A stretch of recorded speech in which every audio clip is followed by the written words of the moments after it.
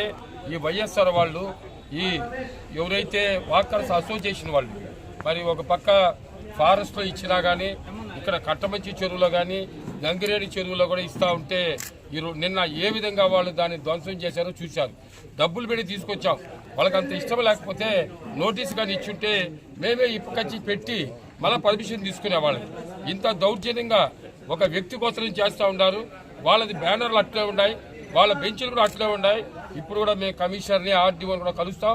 నిన్న డిఆర్ఓ కూడా కలిసి మరి చాలా క్లియర్గా ఎక్స్ప్లెయిన్ చేస్తాం. ఒక పోలీస్ ఆయన అంటాడు పసుపు అంటే ఇష్టం లేదంటే ఎవరైనా బ్లూ అంటే ఇష్టమా అని కూడా అడిగాను నిన్న. బ్లూ అంటే ఇష్టమా, 60 రోజుల్లో ఉండాలి, జాగ్రత్తగా ఉండేది నేర్చుకోండి అని కూడా చెప్పడం కూడా జరిగింది.